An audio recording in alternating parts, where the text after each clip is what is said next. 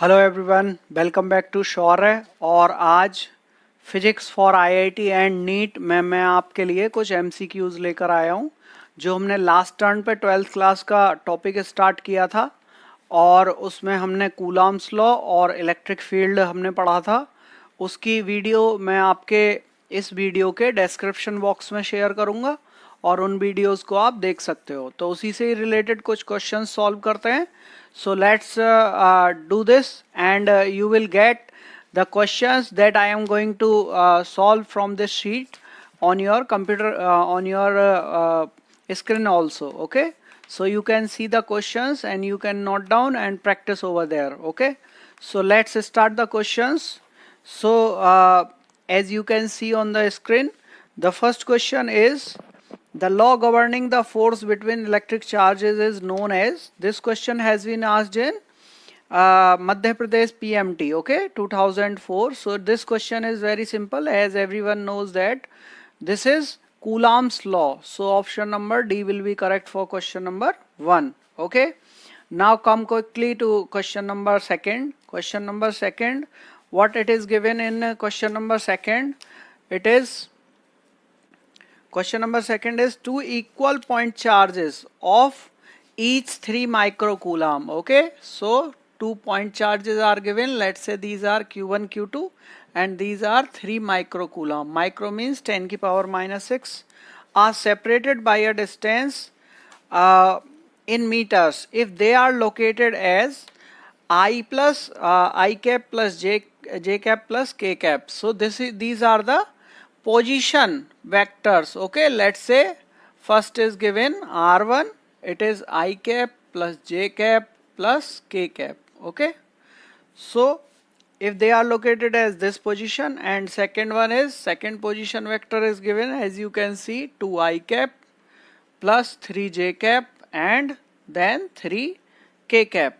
Okay, these are given. Then electrostatic force between them is. Then you are being asked here that what will be the force between these two charges, and this question has been asked in Kerala PET. Okay, so let's do it. First of all, we will find out the distance between these two charges of having position vector this.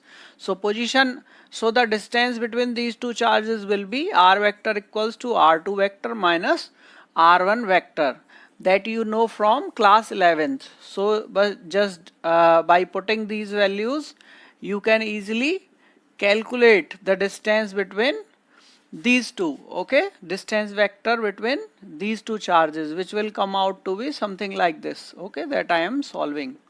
So minus doing subtraction, 2I minus I, it will be I cap, plus 3J minus J, it will be 2J cap, and 3K minus K, it will be plus 2K cap. It will be the R vector. Now finding the magnitude of this R vector, we will get under root of 1 square plus 2 square plus 2 square. So it will be under root of 9, which will be come out to be 3. 3 units of distance is between these two charges. So applying Coulomb's law quickly, so it will be F equals to 1 upon 4 pi epsilon naught, has a value of 9 into 10 की power 9. Q1, Q2, these will be 3 microcoulomb. Microcoulomb means minus 6, and another Q2 will be 3 into 10 की power minus 6 upon R square. R square will have a value of 3 square means 9. We will cancel out this and it will be 3 3 is 9. 9 into adjusting 10 powers, it will be 10 to the power 9 minus 6, it will be 10 to the power 3, and minus 6 10 to the power minus 3. So this much Newton will be the answer, and which will be the option of B. Okay, so option B is correct for this. Have you got it? How we will solve this question? It is very simple. So B option will be the correct for question number 2. Now quickly come to question number 4. As you can see, question number 4 is under the influence of Coulomb's field of charge plus Q. Okay, under the influence of Coulomb field of charge plus Q, a charge minus Q is moving around it at an elliptical orbit. Okay, let's say minus q charges, we are doing question number 4.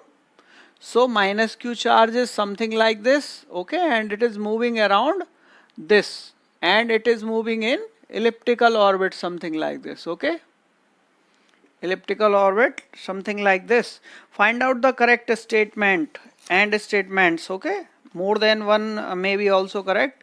And the question is IIT G 2009. A option is the angular momentum of the charge minus q is constant. Second is linear momentum of charge minus q is constant. C option is angular velocity is constant. Then linear speed of charge q is constant. Okay.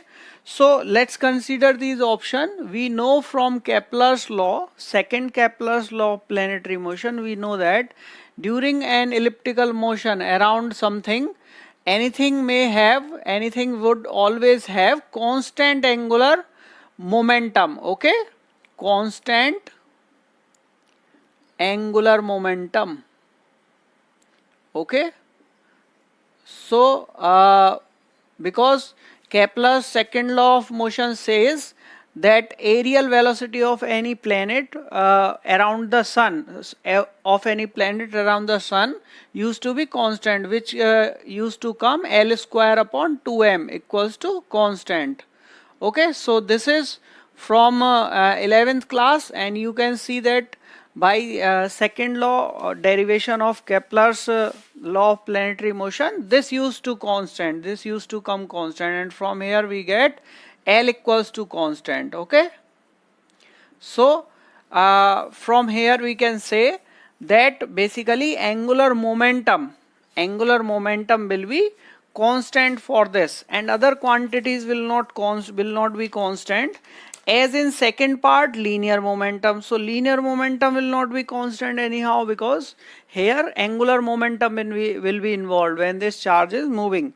Angular velocity will not be constant, as it is changing its position with respect to this, okay, when it will moving in elliptical orbit around this. And linear speed is, of course, it will change.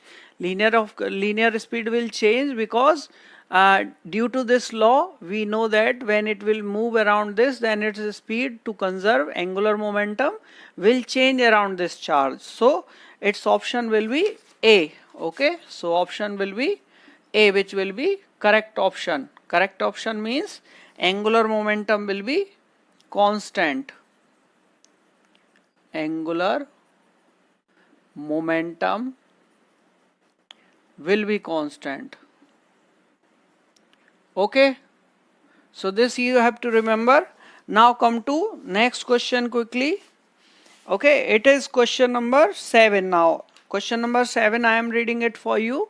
Question number 7 is, the soap bubble is given a negative charge, then its radius. Let's say a soap bubble is there, and on the soap bubble surface, the negative charge will be uniformly distributed. And as the negative charge will be uniformly distributed, then that charge will repel each other, because similar charge will spread, and due to that repulsion the radius of this bubble will increase. So its option B will be correct, okay. So question 7, option B, increase in the radius, will be correct. Now come to question number 8 quickly. A comb run through one's dry hair attracts small bits of paper. This is due to comb is a good conductor. No, comb used to be of plastic, which is insulator. Paper is good conductor. Again, no. The atoms in the paper gets polarized by the charge comb. Yes, actually atom used to get polarized whenever opposite charges come in contact with this. And fourth option is the comb possesses magnetic property. Comb does not possess any magnetic property, then because that used to be neutral initially. So for question 8th, option C will be correct, okay. It will be due to frictional electricity, okay, or the development of frictional charge. When we used to comb our dry hair, then due to friction charge used to get transfer, and due to that charge transfer, if we will put that comb near to small paper pieces, then basically in the paper pieces the atom gets used to polarize, okay, and the opposite charge of the polar will be attract toward the com, and so this will be the result. So the atoms of the paper gets polarized by the charge com. So option C will be correct for question number 8. Now come to question number 10, okay. Question number 10, why we are leaving the questions in between? Because those questions are not related with the concept that we have studied in our previous videos, okay. So we will complete those questions also, but later on as we will move for the concept, okay. So now come to question number 10, okay. Question number 10 is, a charge capital Q is placed at each of the opposite corner of a square. A charge small q is placed at each of the other two corners. If the net electric force on Q is 0, okay, the situation is something like this. Here is a square that we have, something like this, okay, and two opposite corners. At two opposite corner, one is let's say here and second is here. Capital Q charges are placed here, okay. Now what he is saying, that on the other two corners small q charge has been placed here and here, two charges are placed. Now he is saying that if total force on this charge is 0, okay, so total force on this charge will be what? It will be the force on this charge, let's say F on Q will be vector sum of force on this charge due to this charge, which we will say force on capital Q due to capital Q, plus vector sum with by superposition principle that we did in last class, okay, the force on this charge due to this charge, which we will denote by force on capital Q due to small q, and again by this charge due to this charge, okay, it will be again force on capital Q due to small q. This will be the total by superposition principle. This will be the force total on capital Q charge, and it is given in the question, it is 0, okay, as you can see in the question, you can read, then this force is 0. So it has become Q capital Q plus F capital Q small q and plus this much, okay. So now let's see that what will be the direction of the resultant of this one force and this one force, okay, force by this charge and this charge. This charge will push this charge or apply the force on this charge in this direction, and this charge will apply force on this charge in this direction. So these will be two forces, there is F and there is F, okay. In the last previous video I told you a concept, very important concept, that was if two equal forces are applied on a common point, then the resultant will be in diagonal direction, and it will be basically the resultant will be root 2 times of that force. What I told you on the last turn, let's say two forces are being applied at a common point at 90-degree angle. Let's say here is F, here is F. Then the resultant of these two forces will be F root 2. Without just calculation you can put this value, and this F will be the magnitude of this force. So the resultant of these two forces will be in this direction, and which will be F root 2. So we can write down the magnitude of F on Q this much plus F on capital Q this will be F root 2, okay, and the force value is the magnitude of force on this charge due to this charge, where F will be K small q capital Q upon R square. Let's say small a is the side of this square, and this will be also small a, okay. So it will be a square, of course, and we will have root 2 here, okay. Now this force, the resultant of these two force has come, and that will be added with this force, okay. So F on capital Q will have a magnitude of how much? K. This K constant is 1 upon 4 pi epsilon naught, that we need not to put, and this will be capital Q upon this much distance square, and this used to have a value of a root 2 that we know by Pythagoras theorem. So putting these all values in this equation, what I will get, putting in equation first,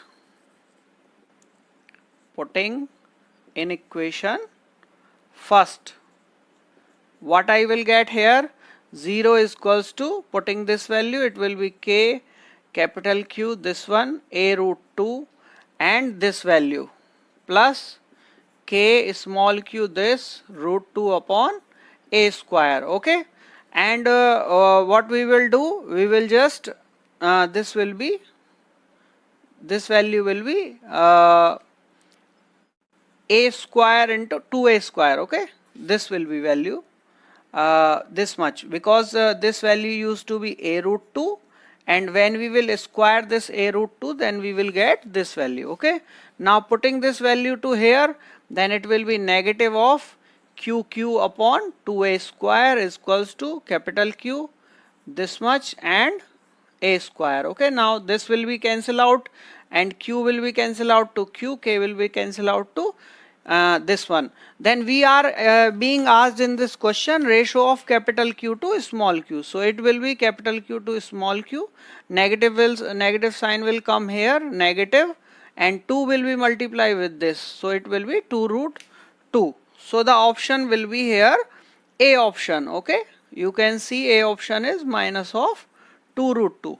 This is how this question will be solved quickly, and the more you will practice, the more time you can save. Okay, so here the concept that I told you in the last class is being used, which will shorten your time of just solving this question, and you can see here, without just performing so much calculation, you can easily solve and find out the answer very well. Okay, it is very important question as it has been asked in AIEEE 2009.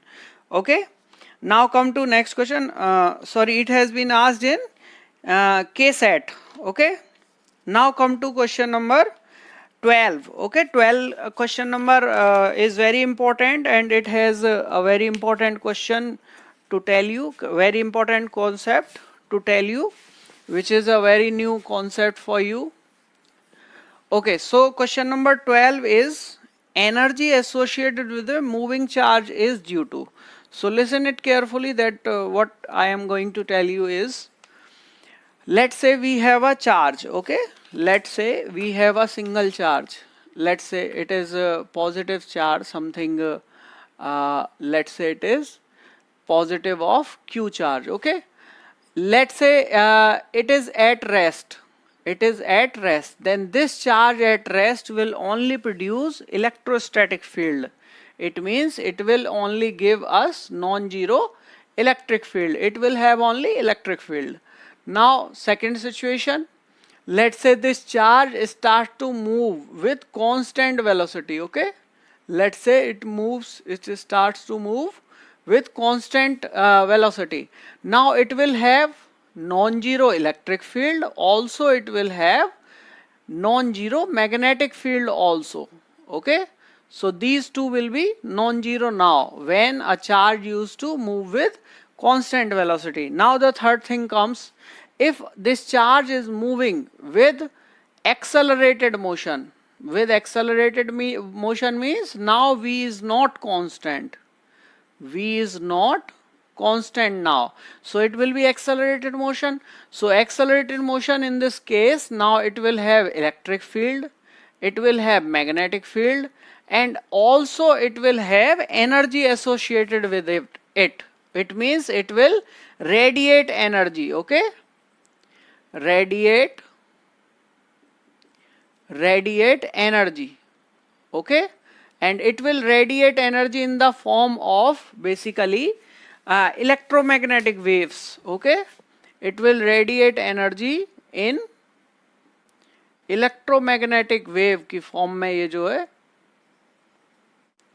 Energy को radiate करता है. It means in short we can say that a charge moving with acceleration will also radiate some energy in the form of electromagnetic radiations. Okay, electromagnetic waves की form में ये जो है basically क्या करता है, हमारे को एनर्जी जो है प्रोवाइड कराता है. Is it clear everyone? So for this question which is Odisha ji asked, it is in 2008, energy associated with a moving charge is due to electric field, magnetic field, both electric and magnetic field, and none of these. So you can see here that this radiate energy will be due to electromagnetic force. Okay, so we can say electromagnetic waves. So electromagnetic waves is the combination of electric and magnetic field. So we can say that energy associated with moving charge will be both electric and magnetic field. So answer will be C. So C will be the answer for question number 12. Okay, why it will be? Because a charge in motion with variable velocity used to radiate energy in the form of electromagnetic waves, and electromagnetic waves have component of electric field and magnetic field, due to which it radiates energy. So the answer will be C option for this. Now come quickly to question number 13. The magnitude of electric force experienced by a charged particle in an electric field depends upon. Okay, if we see the formula for electric field, question number 30, electric field formula used to be given by E is equals to F upon Q. Okay, F upon Q we can say, or we also used to put limit Q naught tends to 0. So from here we can say that the formula for force will be come out to be F equals to E vector into Q. So from here you can say this force depends upon charge. Okay, force basically depends upon charge. So we can say the magnitude of electric force experienced by charged particle in an electric field depends upon what? Charge of the particle, and other options cannot be judged from here and are not considering from here. So the answer will be option A, which is charge of the particle. Okay, charge of the particle. Okay, so option A will be here. This question is in MPPET 2013 has been asked. So questions, and now you can say question number, now we can solve also question number 15, which is based on similar concept. When 10 की power 19 electrons are removed from a neutral metal plate through some process, the charge on it becomes, when this much number of electrons will be removed, then we will have the formula of quantization of charge. So let's do this question, and the question is question number 15.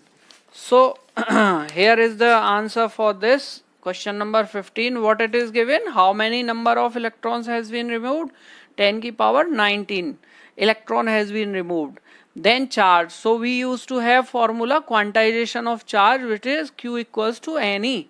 Number of electron is 10 की power 19, and E is the charge on an electron, which used to be 1.6 into 10 की power minus 19. So it will be 1.6 coulomb of charge. Okay, 1.6 coulomb of charge. And what will be the nature of this charge? It will be positive or negative. When electrons are removed, then always positive charge comes due to maintain neutrality of that substance. So the answer will be positive 1.6 coulomb of charge. Okay, so the option will be option B for this. Okay, you can see this question 15 answer will be this. I think we would have just solved enough questions, whatever I have told you to the concept, and we will do questions more on the next turn based on the new concept. Thank you so much, and keep on practicing question like this, and you may also get the link for previous video in the description box. You may watch them and practice such questions. Thank you so much. Have a nice day. Take care.